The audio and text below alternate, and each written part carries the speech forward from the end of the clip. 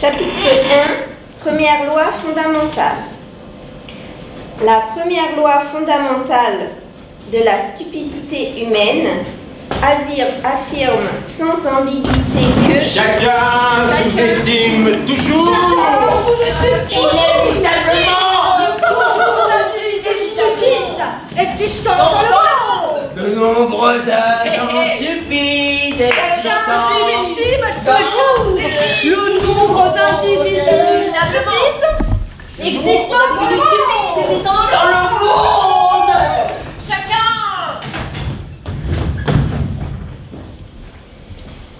Chacun sous-estime toujours inévitablement le nombre d'individus stupides existant dans le monde.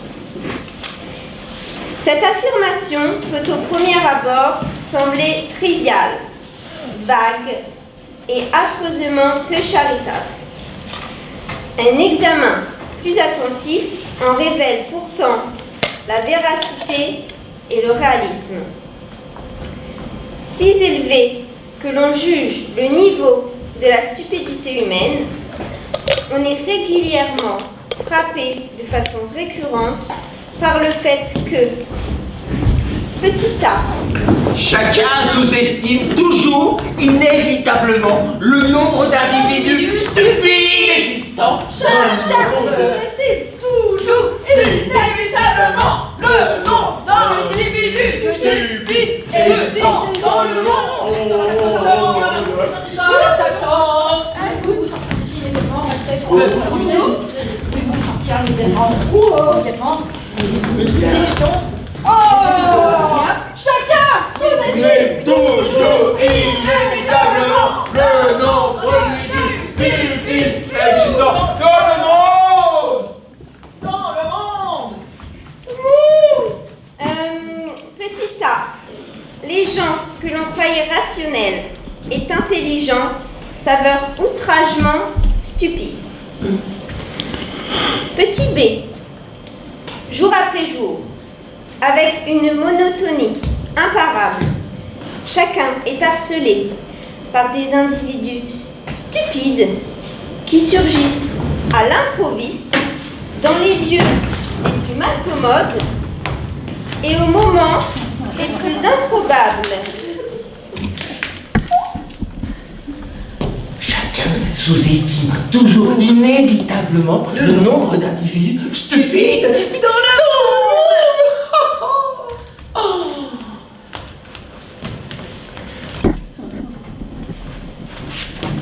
La première loi fondamentale m'empêche d'attribuer une valeur. La première loi fondamentale m'empêche d'attribuer une valeur numérique précise au pourcentage de l'humanité que représentant les gens stupides. Toute estimation chiffrée serait en deçà de la réalité.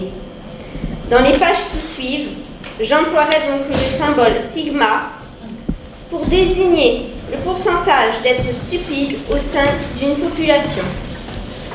Bonjour. Bonjour. Elle n'est pas là, Natacha? Non, je remplace. Ah.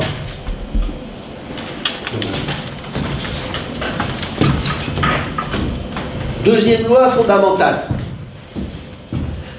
Dans la culture occidentale, l'égalitarisme est aujourd'hui en vogue. S'appuyant sur une quantité impressionnante de formules et de données scientifiques, généticiens et sociologues se donnent beaucoup de mal pour prouver que tous les hommes sont naturellement égaux et que si certains sont plus égaux que d'autres, c'est le fait de la culture et non de la nature. Eh bien moi, je m'oppose à cette idée reçue. Après des années d'observation et d'expérimentation, j'ai la ferme conviction que les hommes ne sont pas égaux, que les uns sont stupides et que les autres non, et que la différence dépend de la nature et non de facteurs culturels. Même si je suis convaincu qu'un pourcentage sigma d'êtres humains est stupide, et l'est pour des raisons génétiques, je ne suis pas un réactionnaire et je ne tente pas de réintroduire subrepticement une discrimination de classe ou de race.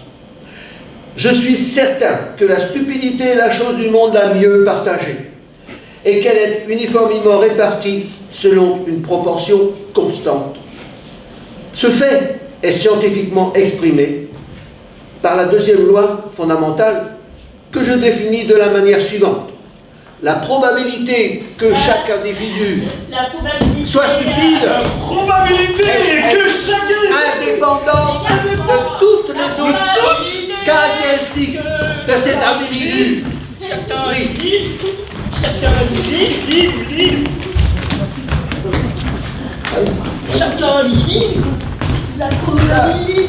La probabilité que tel individu soit stupide est indépendante de toutes les autres caractéristiques de cet individu.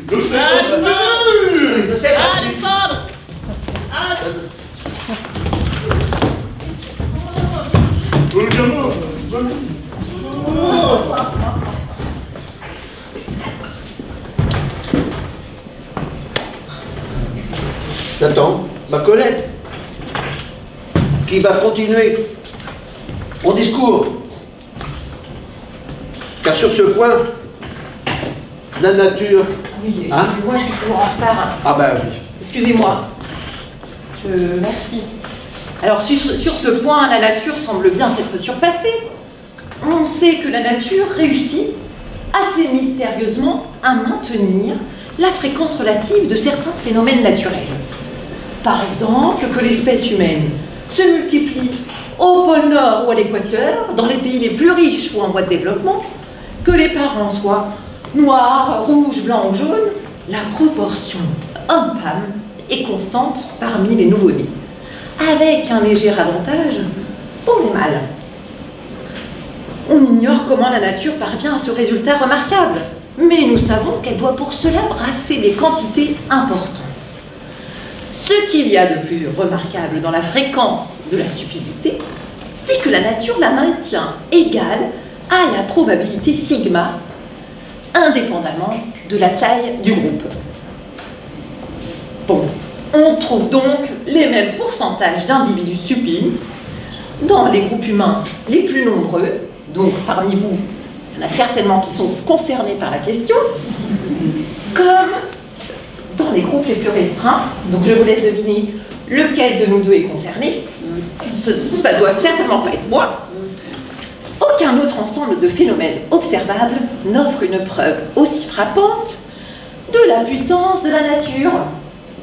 Que l'éducation n'ait rien à voir avec la probabilité sigma, cela a été prouvé par des expériences menées dans quantité d'universités à travers le monde.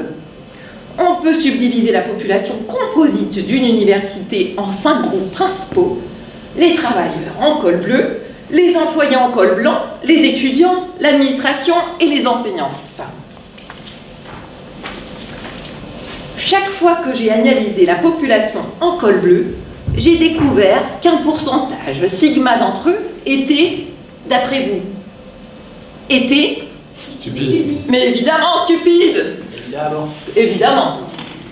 Comme la valeur de sigma était plus élevée que prévu, première loi donc, chacun sous-estime toujours inévitablement Nombre d'individus. le nombre d'individus. Excusez-moi, la maîtresse a dit que chaque individu,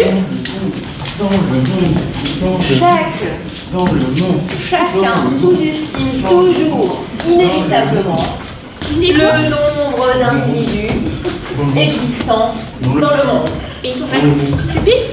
Je vous laisse retourner. Ma maman a dit qu'ils étaient stupides. Je vous laisse retourner voir votre maîtresse. Ma maman a dit qu'ils étaient stupides. Ils sont stupides. Elle a raison, ta maman. Je pense. Et que fait le staff? Laissez continuer. Que fait le staff?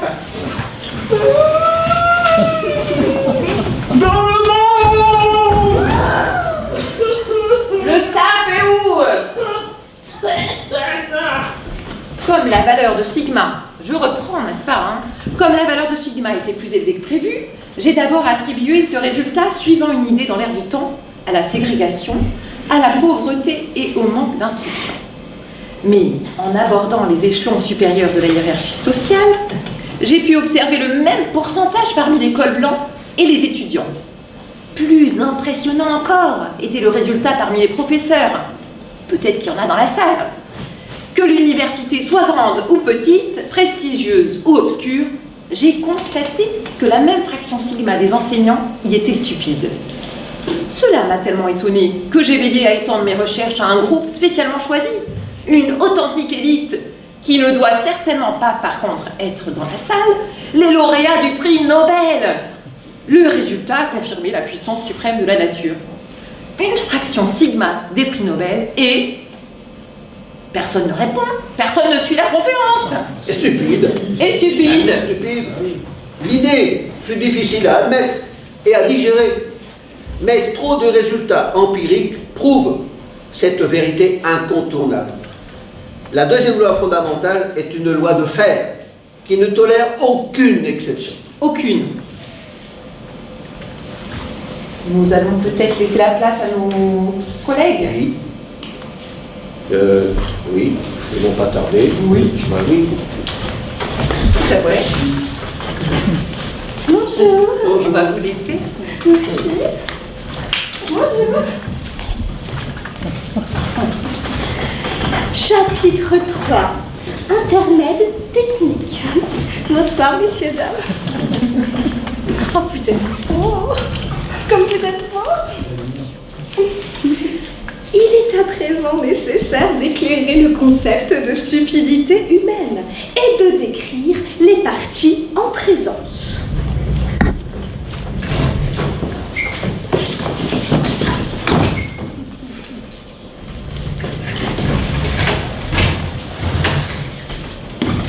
Bonjour, professeur Beta. Bonjour. Les individus se caractérisent par leur degré de sociabilité. Pour certains, tout contact avec d'autres individus est une pénible nécessité. Ils doivent supporter les gens, et les gens doivent les supporter.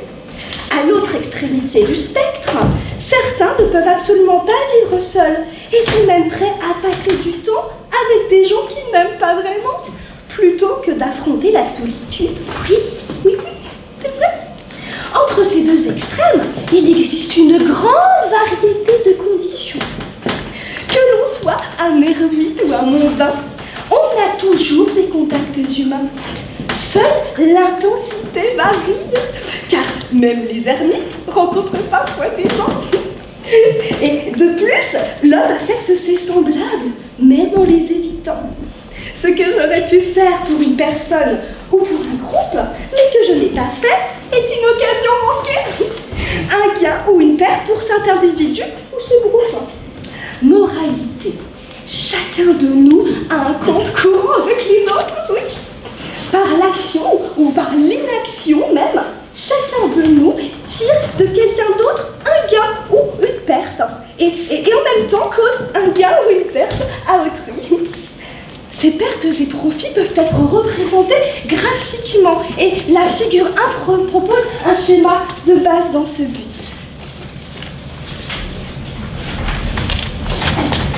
Regardez ce schéma, messieurs, dames. Ah, vous êtes beaux.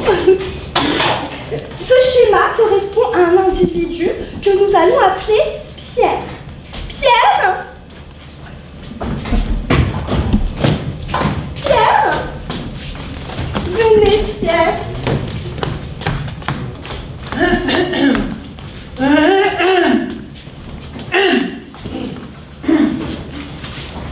L'axe X mesure le gain que Pierre tire de ses actes. Sur l'axe Y, le schéma représente le profit qu'un autre individu ou groupe tire des actes de Pierre.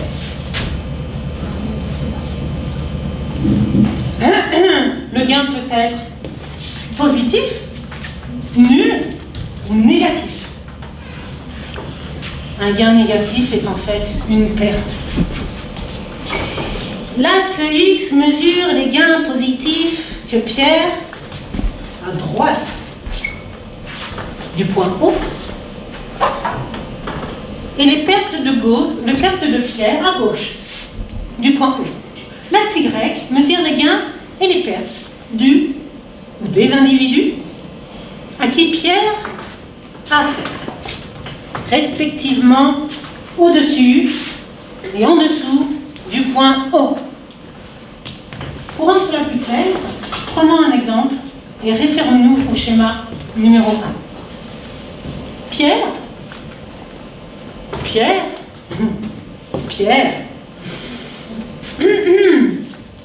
accomplit une action qui affecte Jean. Allez Jean. Voilà notre petit Jeannot. Jean. Si Pierre tire un gain de cette action, alors elle entraîne une perte pour Jean. L'action figurera sur le schéma sous la forme d'un point dans la zone B.